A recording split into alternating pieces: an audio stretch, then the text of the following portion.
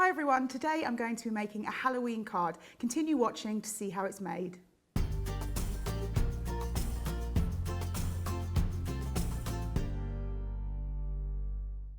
Okay, so first of all, what you're going to do is take some stamping card. Now the idea behind this card is to create a layered effect, but just with one layer of card. And what's great about that is because it means if, say, for example, you send yours in the post and things like that, you have a layered card, but you don't need to worry about it getting squashed or anything like that. So we're going to start with some stamps. And what I'm going to do is I'm actually going to bring in a precision stamper. The reason being is because I'm going to be stamping a few different images, I want to make sure that it stamps perfectly first or second time, and you can't really do that with just using a block. So if you've never used a precision stamp before, this is a great idea. It means you put the stamps on and you put it down, ink the stamp, and then you can continue stamping in the same place because it stays where it is. So we've got our little stamp here that we're going to lay down. Like so, and then I've got one here. So we just pick it up like so, and it's great. They've got magnets, so you know that the card is going to be in the same place when you go to stamp it again. We're just going to, I'm just going to ink up our stamp like that. Push it down. Now that's pretty much stamped perfectly, but what would have happened is if I didn't stamp it right the first time, say I missed a piece or something like that, having the precision press would mean I could be able to go back over and do it again, but I don't need to do that because it's stamped okay. So I'm going to just take that stamp off because we're done with the house for the moment, and I'm going to put some more ghosts. So we're just going to lay the stamp again like that, just being careful because obviously we've still got a little bit of ink on there and we don't want it to double layer up. You'll see there it's left sort of a shadow because there was still some ink on that particular stamp. So we're just going to stamp that up again. And we're going to push it down. And I'm happy with that. And then one more. Let's just pop that there. Again, being careful because some of that ink will go down. Just pop a bit more ink there. And there we go. So we're happy with our image. I'm just going to move all of that to one side, and I'm going to show you now how to create the mask. So what happens is you can get lots of different masking sheets. They come in rolls like this or in A4, sort of different things. You know, there's lots of different options. Any of them will work, whichever you have. I would recommend though, if you are going to use a masking sheet, you can get some that are shiny and you can get some that are dull. I would go for the dull one because it just makes it easier to stamp on. And I'm just going to sticky backed on there, and I'm just going to take my stamp, which is still attached here. And this is quite nice about the fact that I can remove the top of my precision press because I don't need the stamping platform. I just need this part to do it. And we're just going to pop that down and we'll get an imprint of that ghost. Okay, so I'm just going to move it out of the way. And what you're going to do now, this is, as I said, this is sticky. And so you're just going to take some scissors. I'm just going to take some of this excess off, which will make it easier. But don't get rid of that because it is reusable even if you do have stamps on it. And I'm just going to cut around our little ghost here. I would recommend if you are going to do this masking sheet effect and you are using quite small stamps, I would recommend some little snip scissors or something like this, smaller rather than larger. It will just make it easier for you to go around those extra details. And let's just take that off because we don't need that excess part now. And we literally just want to get a carbon copy of our little spider. It's not a spider, he's a ghost. Of our little ghost here. Maybe he's a ghost he's a spider who's dressed up as a ghost for Halloween. That would be quite funny. But then we're just going to snip into all these little pieces. Just take a moment. Try and do it as accurately as you can. I mean, it doesn't matter if it's not perfect, but as accurately as you can so that we're really going to create that mask. What I would also recommend, if you like to do masking, and if this is a technique that you try and you find, you know, you really enjoy it, what I would recommend is take these masks when you've finished using them and actually put them with the stamps. So you've created a mask and you can keep reusing them because they stay sticky for quite a while. So it's a great idea to keep those. So say I had my little pack of stickers, maybe I'd take my little mask and just attach him and put that away together so I don't need to keep creating the mask over and over again. And then what I've done is I've also got 2 more ghosts and the little house. And what we're going to do is we're now going to mask the stamped image with the masks we've created. I'm just going to take some of that ink off my fingers. Hold on a moment, because we don't want to get ink all over our card. The idea here is to make sure that you keep your white card as white as possible while you're doing it. Don't get ink anywhere.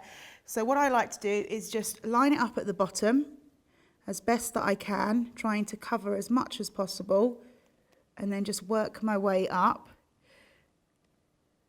And just, oh, see again, like I said, it is sort of possible to take it off and stick it back down again. So if you feel that you haven't quite got it in the right place, just do that, because you really want to protect that stamped image underneath. And then we're going to take our little ghosts and we're going to line those up as well. So just place those down on top of our ghosts here. Oh, that needs to be just moved up ever so slightly. So I need to do that. And there we go. So what we've got now is we've got a lovely stamped image, so we know where we want to do our background, but we're not going to affect the stamped image underneath. And then I have a stencil here. Any stencil will do, but this is a plastic sort of mylar one, which I always find a bit easier to use. Now I'm going to put this down on top of my card with low tack tape. Now you definitely want to use low tack tape, because this topper is going to go on our card. We're not going to cut this at all anymore. And if you use anything more than low tack tape, you could end up actually cutting or tearing the paper. So if you use low tack tape, it sort of helps you along the way of not accidentally pulling off part of the card where you didn't want to. So low tack tape all the way. And then I'm just going to pop it on top. And what I'm going to do is I'm actually going to use the sort of bit around the stencil, so I get a slight border as well. But what I would recommend is, when even you can see my stencil is slightly smaller than the paper, make sure that you cover this part as well, because you don't accidentally want to get ink where you didn't want it. So we'll just pop that low tack down. Obviously it is low tack, so it doesn't necessarily want to stick as much as high tack tape would be, but it should adhere enough to do this. And finally, one last bit here, and we've got our stencil down. So now what we're going to do is we're going to start blending our colours, get that bit to stick down properly. So I've got some blending brushes here, and I've got some different inks. This works with really any ink, it would work, but what you want to try and do is you want to get an almost ombre effect. So first of all, start with the lightest colour, get quite a bit of that ink on your brush, but what you don't want to do is go straight onto the card, because firstly, you'll probably end up putting too much ink where you didn't want it. I'm just going to put a little bit there to stick that down a bit more, because it doesn't want to adhere.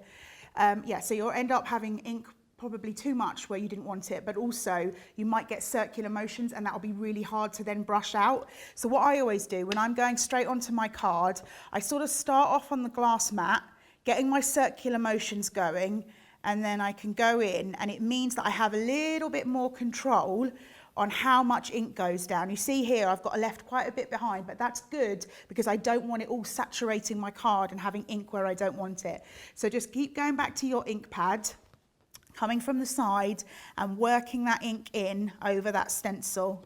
It really doesn't matter how many times you go over, but honestly you should want to do this every time coming off onto the paper from the side, because as I say, you've got more control then for how much ink goes on.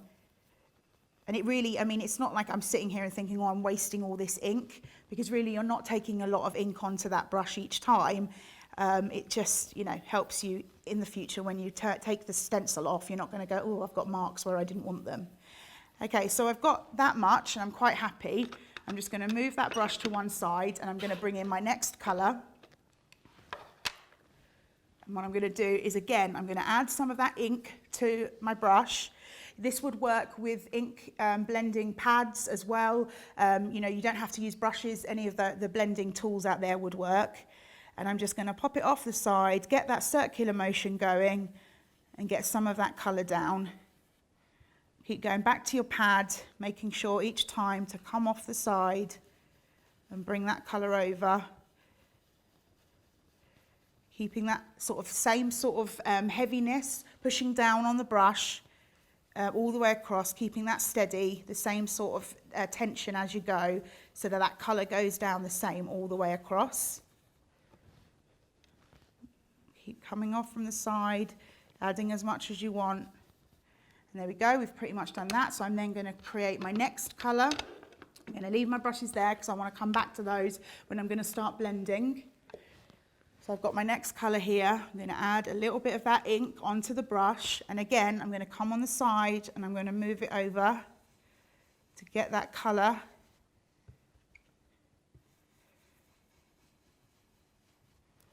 And we're just going to keep that motion going.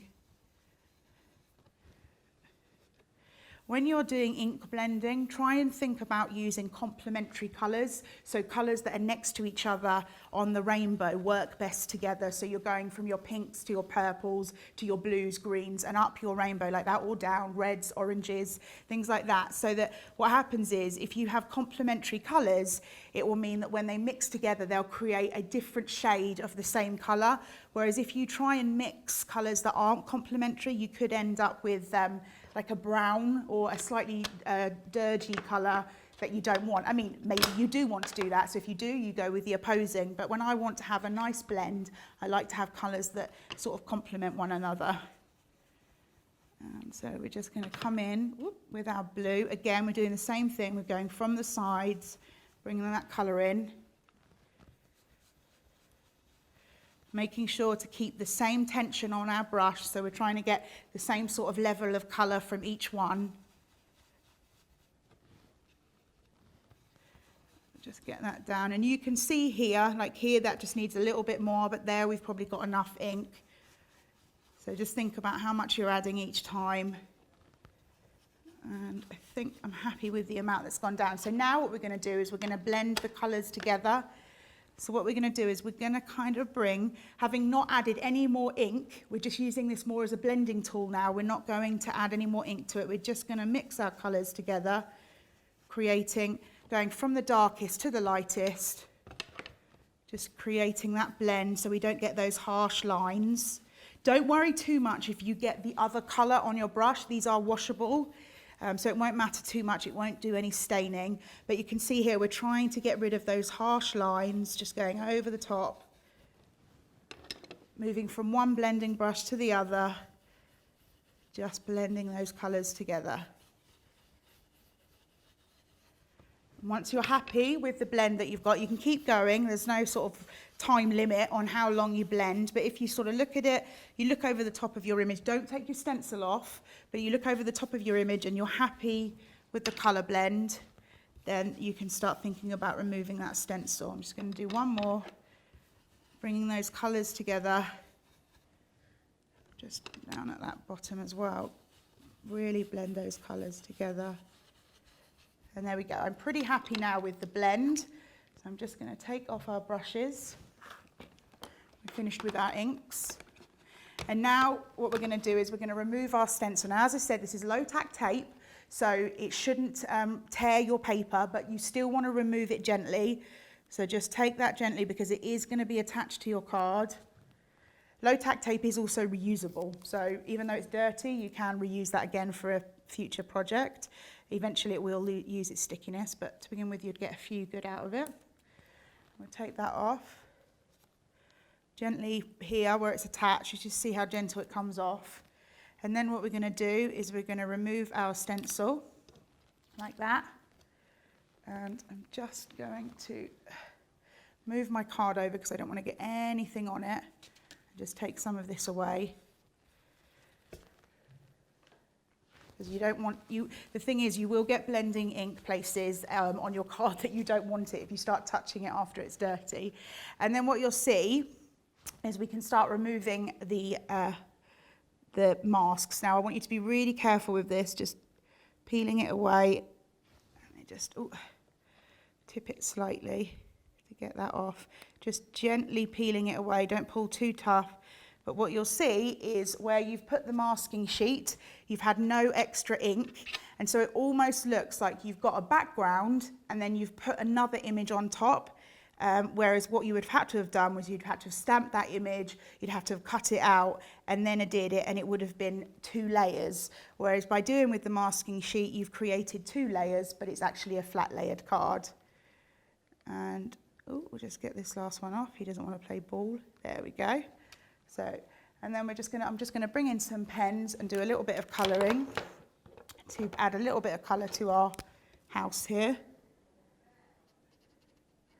Again, you could use pencils, you could use any alcohol markers or watercolour markers, whatever you've got, just to add a little bit of more dimension and something different to your card. You could also, of course, have left it completely white if you'd wanted to. I just think just having a little bit of extra colour adds a little bit more dimension.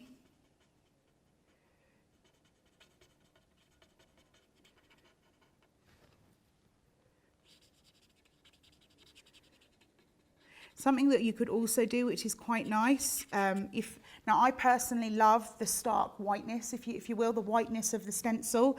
But what you could do, if you wanted to sort of dull that white down a little bit, you could bring your blending brushes in. Again, you would want to have left the masking sheet on for this, but you could bring that blending brush in and you could just blend the colour over the white a little bit as well, so it kind of takes off that whiteness. But I like it like this, so I'm going to leave it as it is. So we're nearly there.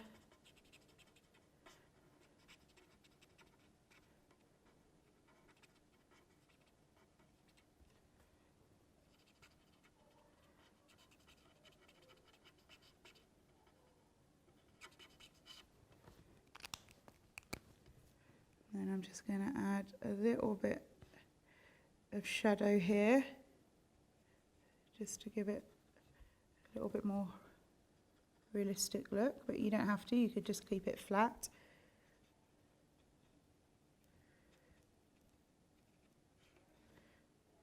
Just where you want to add a little bit of shadow where there would be, so this has got the roof over it, so it would create a bit of a shadow like that very easily. Don't be too afraid of adding shadow to things, just think about where the light comes in on your image. And then I'm just going to add a little bit of colour to the roof of this Halloween building.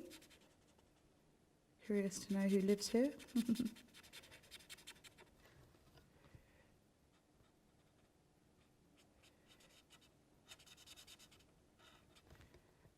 And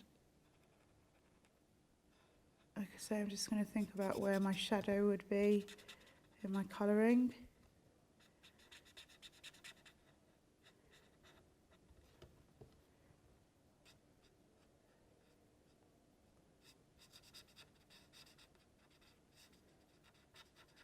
There we go.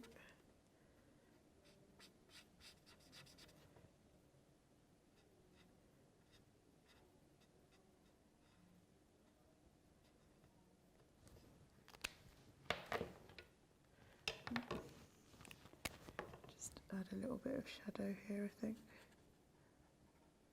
There we go. Not too much. Just to give it a little bit of depth there.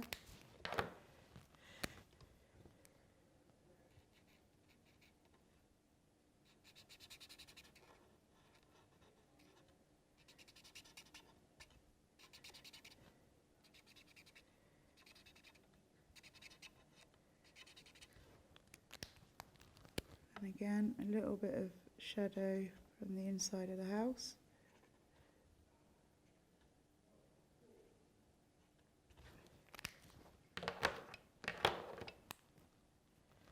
And then we're nearly done.